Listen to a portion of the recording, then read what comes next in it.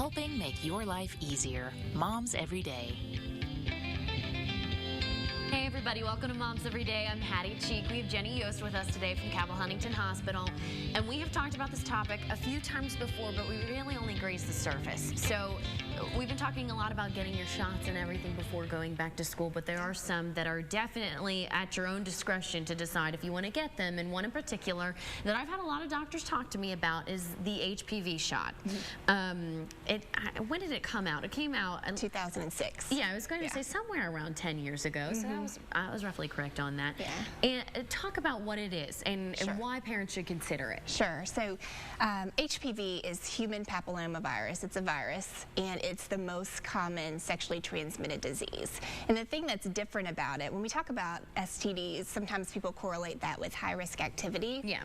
And HPV is really different. It's kind of more of a marker of sexual activity, and it's an infection that most people get exposed to. So the majority of men and women will get infected with at least one type of HPV within their lifetime. So it's very, very common. And it doesn't necessarily mark you as a risque person. No. It has that stigma at times when you say sexually transmitted disease, but that's not exactly what's going on with HPV. I think I read a statistic once that 80% of people, that's roughly correct? 80% of people have at least been exposed to it. Exactly. All right, and so that's an overwhelming amount of people. If you think about everyone who's in the world, there's only 20% who haven't been exposed to it. So there is a vaccination now, and how is that process? Who should be getting it? How old are you? Well, the biggest thing is that HPV can cause cancer, can cause cervical cancer, vaginal cancer, vulvar cancer, anal cancer, penile cancer. So cancer is in both boys and girls. So the vaccine is actually targeted to both boys and girls age 11 and 12, so a young age. You can get it up to age 26 for females and up to age 21 for males. Okay, so all right, so there is an age difference. So usually you stop making those kinds of decisions for your children at 18.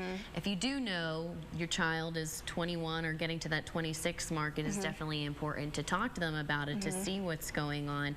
Boys have to get it done when they're younger. That's interesting. So, well, it's recommended for both of them at age 11 or 12. Okay. So that's the target age you really want to focus on. But if they miss it at that target age, they can get it up to age 26 or 21, respectively. I imagine most people would say 11 or 12. I have to take my 11 or 12-year-old child to go get a shot like this. It's preventative. Sure, absolutely. Planning for the future just in case. That's one of those myths, is that, oh, I'm just going to wait till my kid's older.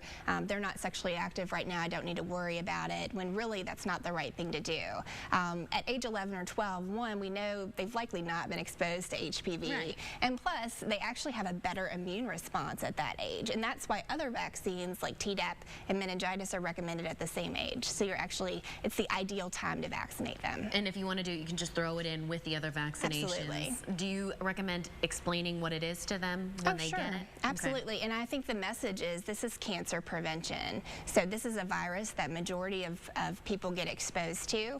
It causes cancer, and this vaccine will decrease your risk of any of these types of HPV-associated cancers. Right. So you're saying it prevents cancer. How effective has it proven to be? It's very effective, actually. When we look at clinical trials that have studied the vaccine, among the women who got the vaccine, they had up to 100% protection against the development of cervical precancers. And genital warts, the same thing. So HPV is also linked to genital warts. And so women and men who received the vaccine had up to 100% protection against the development of genital warts. And 100% is not usually something that we hear of when it comes to any kind of shot or prevention method. 100% is a big deal. Talk about the vaccine's safety. Some people don't like getting vaccines at all. Sure. The vaccine's very safe. Vaccines have to go through a pretty strenuous process before they're even approved. And then once the FDA approves a vaccine, they continue to monitor it through several different pretty elaborate systems for the Center for Disease Control. Anybody anywhere can report an adverse event, and these things are monitored prospectively over time to see if there's any trends. Over 50 million doses of HPV vaccine have been distributed within the United States, and to date this vaccine is very safe and effective. The common side effects are things like soreness at the injection site, a little bit of redness and swelling, maybe a headache or a low-grade fever. Okay, so your typical effects of getting any kind of shot that we have to get every single year. Tetanus, I know that's one of those required, and that can be one of the most very painful ones. So at least that's some, you know, can console you a little bit if you're not one of those people who like to get shots. If you do need any more information, though, you know who to go to. You can just go to our website. It'll tell you how to reach out to Jenny from Cabell Huntington Hospital. You can rewatch this interview and kind of get to know the HPV shot just a little bit better if you're just learning about it now. Thank you for joining us for Moms Every Day. We'll be right back after the break with more moms. Stick with us.